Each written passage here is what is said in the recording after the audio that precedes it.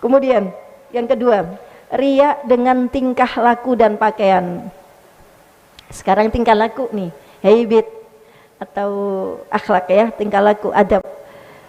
Adapun cara, gimana caranya pamer dengan tingkah laku? Dengan rambut yang tidak pernah disisir. Aduh, sopo iki yo, kudungan ratau sisiran. Berarti kita meskipun pakai kerudung disuruh sisiran, Ojo ketok-ketok nonik. Ruwet gitu ya. Sisiran, punya sisir Bun di rumah? Oh ya punya ya. Soalnya ada yang saya tuh enggak pernah sisiran, enggak pernah sisiran. Padahal dulu waktu enggak pakai kerudung, rambut tok itu perlu 15 menit, 20 menit noto rambut. Berarti kamu full dulu itu pamer. Buktinya sekarang pas kudungan ratau surenan. Berarti full pamer. Segera bertobatlah dari pamer ahli dunia. Kemudian apalagi mencukur kumis, menundukkan kepala waktu berjalan. Memang orang berjalan kan memang harus nunduk, tapi jangan niatkan pamer. Orang berjalan harus nunduk, Mi. Jalan itu ya, mata itu lihat bawah, gitu loh. Jadi mata itu jangan gini, enggak. Di bidayah ya, orang jalan enggak boleh tengok-tengok gini, kecuali lagi cari tukang kunci. Nah, kalau keadaan biasa jalan itu lurus, mata cenderung ke bawah, bukan ke kanan sama ke kiri. Nek kita biasanya ke kanan, ke kiri, jarang-jarang lihat bawah. Memang kita ini belum beradab. Sopannya jalan itu begitu. Tapi bukan niat apa tadi? Pamer. Sama sekali bukan karena manusia. Ingat ya, namanya pamer itu berarti mencari kedudukan dia pada di hati manusia. Mau kita sendirian, tidak ada orang, di rumah, di kamar mandi, di mana, kalau jalan ya begitu. Mata cenderung kemana tadi? Ke bawah. Lanjut, apalagi? Pelan-pelan dalam bergerak, dilembut-lembut no. Ini akeh wong lembut-lembut menikah. Ini kono wong nyoh. Itu itu pamer. Kemudian apalagi? Menetapkan bekas sujud, diitem-itemin nih, apa nih? Batuknya. Itu termasuk riya dengan tingkah laku dan perbuatan dengan pakaian. Memang bisa diitem-itemin ya, nggak tahu ya, bisa ya, ya. Maksudnya sengaja, memang sujud itu kan disuruh neken Bu. Syaratnya sujud itu kan 7 anggota badan mesti nempel di tempat sujud. Tangan nempel, jadi nggak boleh begini tangan, harus pelek begini. Boleh dilapisi begini, boleh dilapisi mukena boleh, tapi harus nempel. Kemudian lutut, ora si sini lututnya jinjit. Model apa itu? Satunya jinjit, kecuali udunen. Nah kalau yang gitu-gitu nggak apa-apa, itu udur syar'i. Terus telapak kaki 2 harus mancat begini. Yang ini kan, ini kaki ya. Nah begini, ini harus nempel, bukan ujung jari yang nempel, tapi sininya jari harus nempel ke sajadah, ke tempat sujud, harus nempel, pel. Kemudian tuh 2, lutut 3, 4, 5, 6, 7. 7-nya adalah dahi kening. Kalau ini nempelnya tidak boleh terhalang apapun, nggak boleh terhalang ikat, terhalang busanya apa ini, kerudung nggak boleh. Nah ini memang syaratnya yang harus ditekan itu ini, ditekankan, menunjukkan bahwa ini wajah tuh, terima kasih ya Allah hamba hina, ditekan. Seluruh berat badan tumpuannya adalah di dahi. Ingat ya, sujud itu tumpuan berat badan di dahi, bukan di tangan. Sukanya kita kadang-kadang di tangan, maka ndak ada bekas apa-apa, ndak ada apa, darah itu tidak mengucur deras ke depan. Nanti kalau berat badan itu di sini, darah itu dari bokong cepet gitu Bu, ngalir ke sini. Akhirnya tempat-tempat yang tidak dialiri darah dari bokong, dari atas. Pantat kita di atas, kepala di bawah, sambil apa tadi? Nekan. Harus ada nekannya. Nah nekan itu kemungkinan nanti muncul asar, muncul bekas-bekas tekanan. Justru nih tidak ada bekasnya, sujudmu paling kurang neken. Jangan dibalik, cek ketok ireng, enggak. Tapi memang harus apa tadi? Nekan. Mau di lantai gini, mau di sajadah, mau di apa itu harus nekan. Tangannya lah, ini jempol sama jempol gini menghadap ke depan, bukan ke samping. Kalau ke samping nanti ini sama ini yang nempel. Yang gini, jempol sama jempol yang nempel. Lalu siku-siku ditaruh di susu, baru kepala didorong ke depan, maju ke depan. Bukan deket gini, bukan, tapi agak jauh. Lalu coba dites, dilepas tangannya. Kalau kita guling, berarti kelemon. Kalau guling, kalau kita jatuh, berarti salah. Kalau kita bertahan begini nggak jatuh, berarti sudah benar. Karena tumpuan berat di kepala, di dahi. Tujuannya kenapa tadi kok di dahi? Sampai kamu merasa bahwa kamu, mukamu, dirimu ini nggak ada apa-apanya di sisi Allah. Kamu tuh benar-benar hina. Rasakan bahwa saya ini hina, ya Allah, jelek, ya Allah, jelek gitu. Itu sampai gitu-gitu tuh. Tapi niatnya bukan biar apa tadi? Ada bekasnya. Kalau niatnya biar itu berarti apa tadi? Pamer atau riak dengan noda hitam di jidat, di kening ya. Kemudian tebal pakaian, pakainya tumpuk-tumpuk, niatnya pamer. Memakai pakaian bulu, menyingsingkan pakaian pada dekat betis, apa maksudnya ini? Ya ini kan orang laki ya, orang laki kan dicenceng gitu sarungnya sampai betis, niatnya pamer. Memendekkan lengan baju, meninggalkan membersihkan pakaian, maksudnya apa? Pakainya nggak dibersihin, biar kelihatan saya ini kulu-kulu, biar sufi, biar zuhud, nggak patek ngereken baju. Kalau ahli dunia kan sebaliknya, pakaiannya harus bersih. Tapi ahli zuhud ini kepingin tampak pakaiannya itu nggak dibersihkan. Dan membiarkan pakaian itu sobek. Dibiarin sobek biar tampak bahwa saya ini adalah zuhud. Kelambiku suwek-suwek tak gawe. Ini kita nggak usah diajari wes ini. Kita dengan sendirinya ndak mau sobek. Bukan niat pamer, ya memang ora pantes kalau bajuan sobek. Nah ini ndak ini. Orang-orang yang ciri-ciri orang zuhud itu kadang-kadang baju-bajunya sobek kan. Sayyidina Umar bin Khattab itu sobeknya banyak. Kita dua gitu paling udah kita wis buak itu. Suami rodok sobek, bawa baju sobek. Nah kalau suami jangan ya. Ini anak sobek jangan dibuang. Orang anak-anakan, orang bojo-bojoan. Semua orang itu punya kans untuk sobek. Jangankan orang, baju aja sobek. Nah, melatihnya itu Bu, kalau ada baju sobek jangan dibuang dulu, jahitan. Kalau ada suami sobek, dijahit, didandani, dirawat, diservis, biar masih bisa dipakai. Lah ini anak sekarang kan enggak. Makanya orang sekarang tuh gampang cerai karena gaya hidupnya tadi cepet-cepet instan. Wis gak cocok yo bawa, kelambi gak cocok bawa. Nek kelambi ra apa-apa akeh tunggale. Nek bojo iku wah aku jek ayu jek akeh sing gelem. Loh, nanti nek kamu punya suami lagi sama lakinya, kemungkinan juga bisa apa tadi? Sobek. Engko sobek meneh, mbok buak meneh. Lah kamu dijuluki piala bergilir ya. Ya jadi gimana? Itu latihannya dari situ tadi Bu. Kalau ada barang-barang yang masih bisa dirawat, dirawat dulu, jangan beli dulu. Ini tujuannya apa? Mendidik jiwa kita biar punya merawat.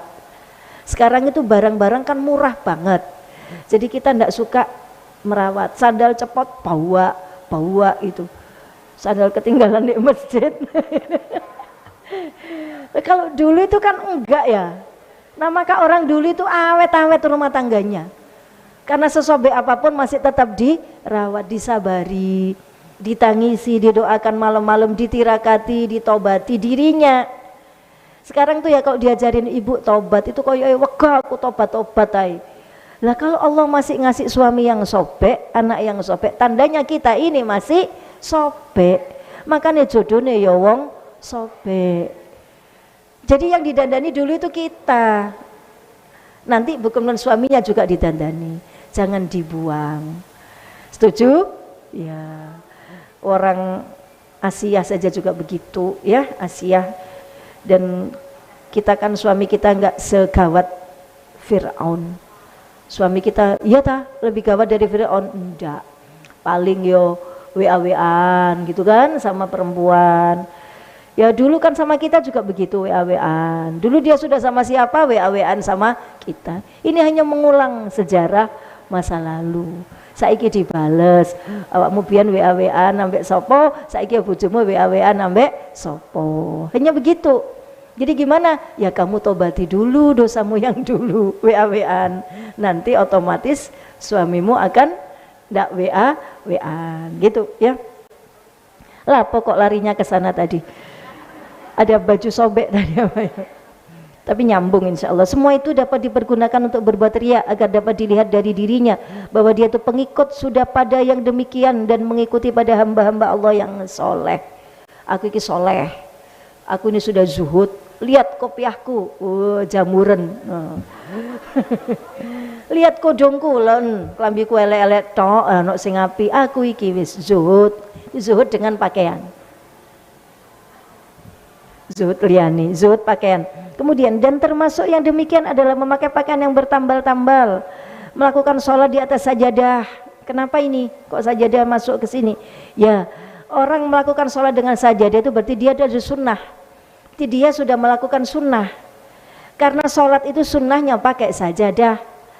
Kalau kita tidak pakai sajadah, maka seluruh area di depan kita itu nggak boleh dilewatin. Kecuali kalau di masjid itu ada karpet yang ada sajadahnya, nah itu jangan lewat di depannya dia. Boleh di depannya dia yang di garisnya, ngerti maksud saya ya. Tapi kalau kita los-losan tidak pakai sajadah, kasihan yang lewat, kita yang dosa. Terus kita sekarang dibalik, aku pakai sajadah, biar aku nyunnah. Nah itu yang tidak boleh, sok nyunnah. Tapi kita tahu bahwa pakai sajadah itu berarti lebih sunnah daripada yang tidak pakai sajadah. Tapi yang bajunya tambal-tambal, bajunya tebal-tebal, ndak usah merasa paling nyunnah. Ngertos ya? Yang sujudnya dahinya sampai hitam, perempuan yang sampai sininya kapalen, ndak usah merasa paling nyunnah. Yang kerudungmu gede-gede, ndak usah merasa paling nyunnah. Merasa paling nyunnah itu berarti ini tadi ada pamer yang berujung pada sifat ujub atau merasa baik. Kemudian memakai pakaian baru menyerupai ahli tasawuf dengan disertai tidak adanya tanda-tanda hakikat tasawuf pada batinnya.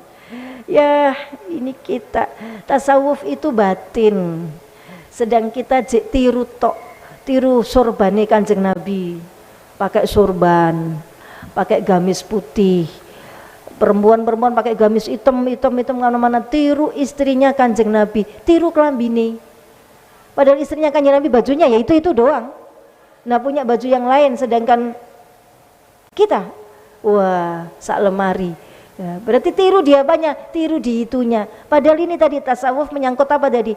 Hatimu dandanono ya, mulainya dari baju hitam, kebalik, mulainya bukan dari baju hitam, mulainya dari hal-hal yang diterima oleh masyarakat saja, mana yang tidak menimbulkan di masyarakat itu tanda tanya begitu.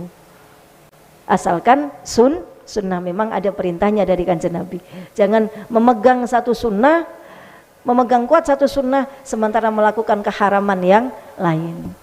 Sunnah sih sunnah, tapi dengan kamu sombong, dengan kamu ujub itu haram. Sunnahmu hilang jadi dapat dosa. Itu ya. Ini pamer dengan riya. Ini pelajaran ini koyoknya sederhana tapi penting. Kalau kita ya, pamer apa tadi? Pamer pakaian, pamer ibadah, pamer, kita masih tahap pamer apa bun? Dunia. Sogotamu ngono ae yo padek pamer kok, dipamerkan. Sepurane yo gak duwe apa-apa, padahal duwe apa-apa ya. Dan termasuk pula yang demikian adalah, ulangi tadi itu ya, menciri-ciri ahli tasawuf tetapi hatinya tidak menunjukkan dia ahli tasawuf. Tiru sahabat, tiru Kanjeng Nabi, tapi hatinya tidak tiru istrinya Kanjeng Nabi. Termasuk pada yang demikian adalah merasa cukup dengan kain sarung di atas kain sorban. dan menjatuhkan kain selendang di atas dua mata, agar dengan demikian dapat dilihat ia sudah sampai pada batas akhir keburukan hidupnya, menuju takut dari debu jalan. Maksudnya apa?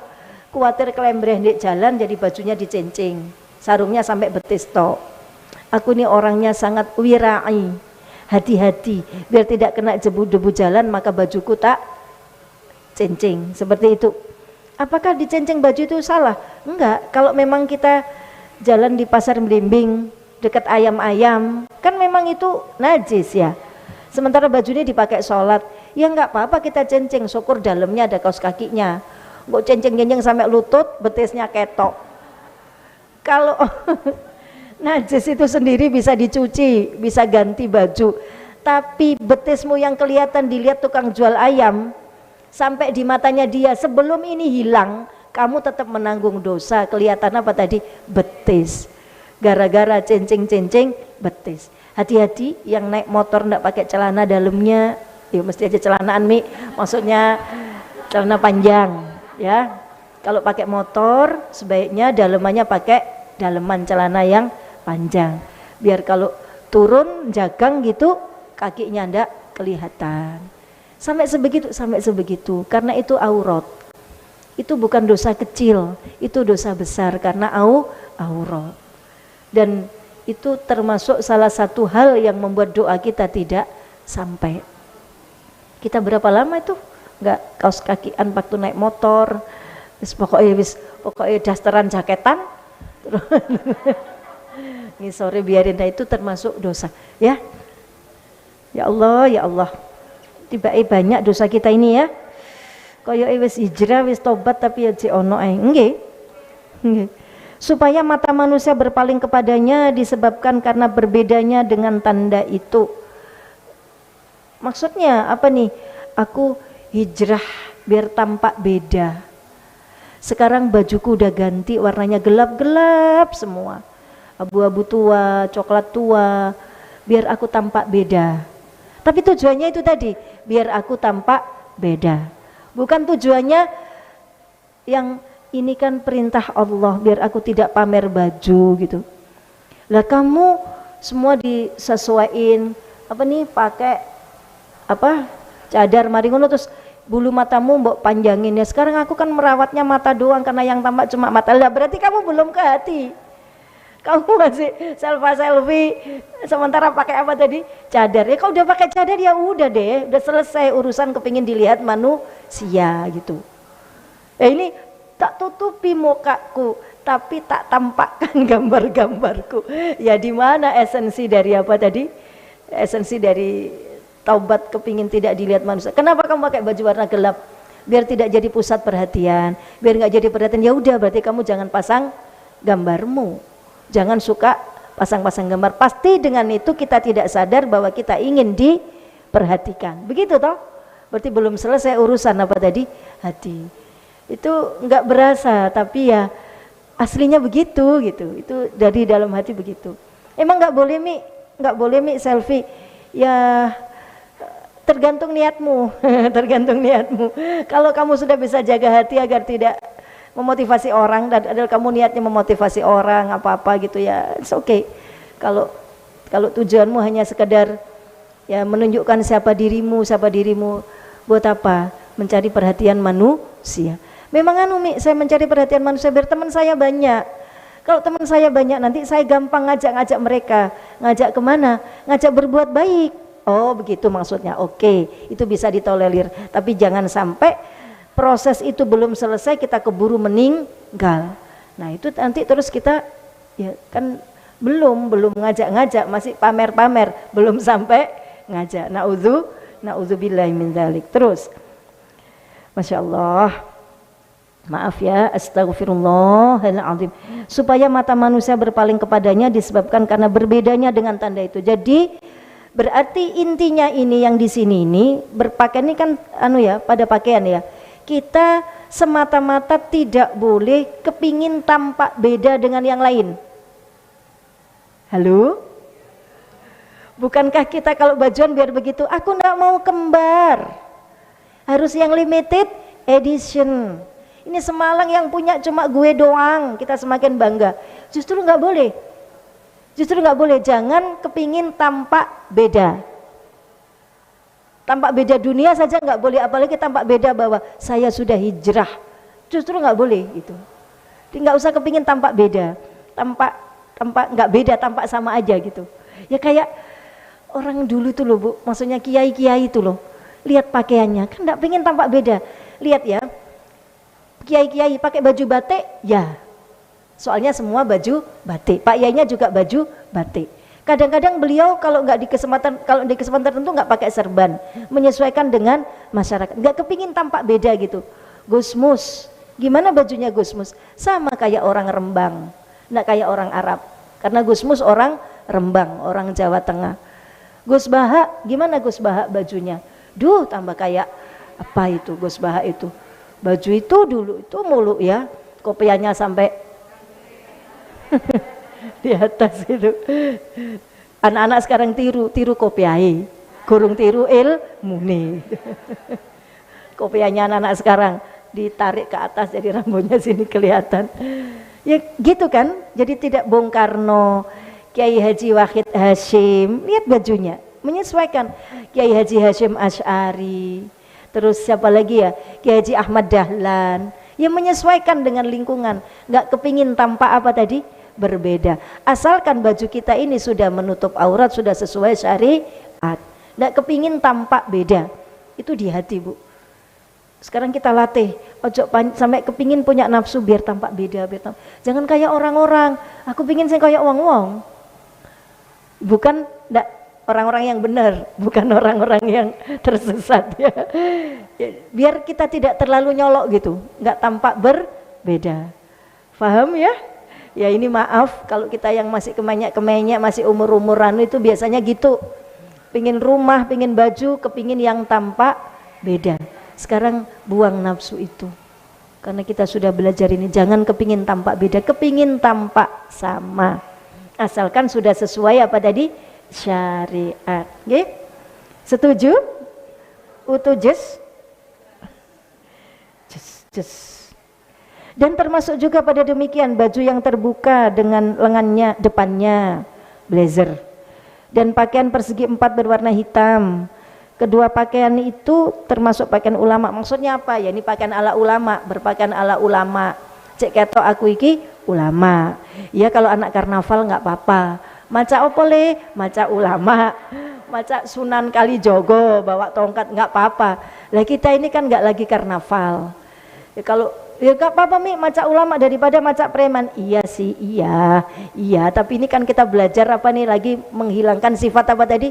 Pamer. Karena kita masih kemuenyek pamernya gitu. Justru kita lawan sebaliknya gitu. Karena kita masih kepingin dilihat sebagai orang hijrah, dibalik sekarang. Cek gak diarani wong hijrah teman-teman. Dalam segi apa tadi? Penampilan. Tapi perkara nyaur sholat yang wajib-wajib, tak keput. Justru fokusnya di situ. Nyaur posok, nyaur sholat, berbuat baik pada suami, pada anak, justru itu yang tak fokuskan. Bukan fokus pada apa tadi? Performs atau penampilan. Enggak itu fokusnya gitu. Fokusnya pada perkara yang wajib-wajib. Model baju wajib napa mboten? Enggak wajib. Makanya di Quran tuh enggak ada pakailah yang itu, yang ulurkan bihumurihin, kerudungmu. Cuma prinsipnya nutup dada. Nggak nutup perut kok, nutup dada, bukan nutup perut. Lapa kok perut mbak tutupi? Gede. Berarti kamu bukan sunnah. Berarti kamu bukan sunnah, udah ngaku aja.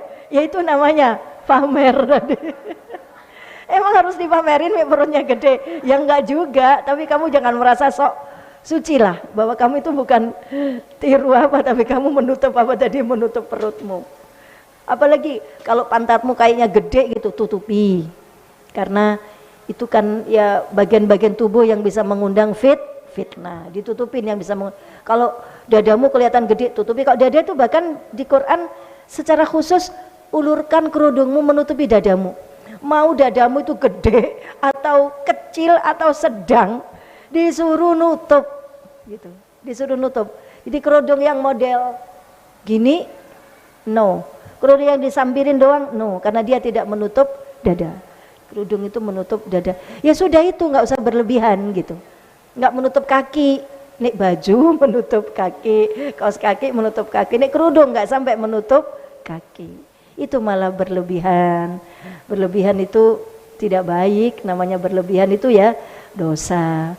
Mubadzir, kainnya mubadzir ya. Kemudian sampai pakaian ini jadi sarana maksiat ya. Padahal pakaian menutup aurat ini. Apalagi pakaian yang tidak menutup aurat. Menutup aurat itu loh masih ada kemungkinan haram, dosa, karena niat yang salah tadi. Ingin diarani ulama yang memakai kedua pakaian itu orang yang hatinya kosong dari ilmu, dengan maksud agar manusia lain menyangkanya ia termasuk dari orang yang memiliki ilmu. Kepingin diarani orang alim, dandan kayak orang alim, begitu disuruh baca Quran, wah, baru kelihatan ternyata dia ina anjalna hubila. Oh alah ya. Tapi gayanya koyo ustazah. Ya wes gak usah koyo ustazah lah, biasa saja, kayak orang biasa. Orang yang ustazah lo enggak ngono-ngono men. Awakmu sing gak ustazah kok sing kemustadzah. Kemustad ya. Ya jadi tiru siapa tadi Bu?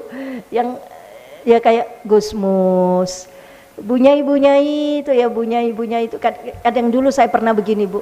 Tahu Bunyai Hannah Lirboyo, ini saya sebut nama ya. Beliau kan suka pakai gelang-gelang gitu, perhiasan-perhiasan. Terus saya pernah, kan ada beberapa yang nyantri di sana. Emang anu ya, apa tuh keluarga anu tuh suka pakai aksesoris. Ya. Memang iya, karena memang kaya dari dulu. Bukan kaya anyar-anyaran ya.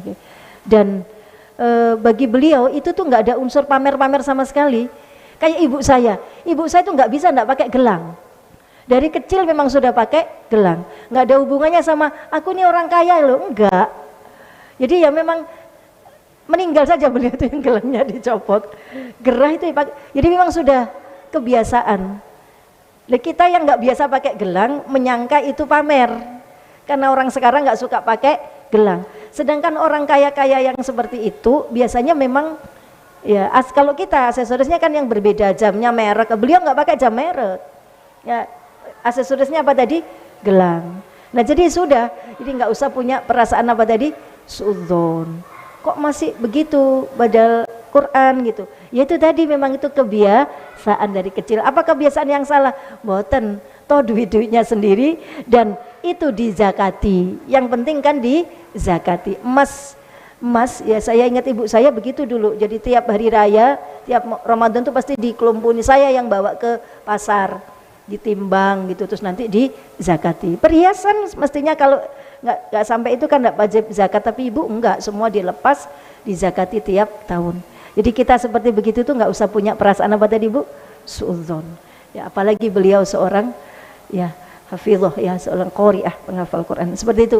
Ya Kak, itu lihat gayanya kan enggak kayak gaya apa? Gaya itu orang biasa kan? Ya merawat iya, tapi biasa aja gitu. Enggak yang kerembuyok gitu mboten ya. Ya. Enggak pakai apa tadi harus kelihatan matanya doang, enggak, biasa orang Indonesia gitu ya, seperti itu ya, tidak minimal biar tidak disangka orang yang apa tadi enggak ngenyanyi apa tuh ngebunyai, karena sudah asli bunyai, sing durung patek bunyai bergaya bunyai, sik tetep gak diarani bunyai.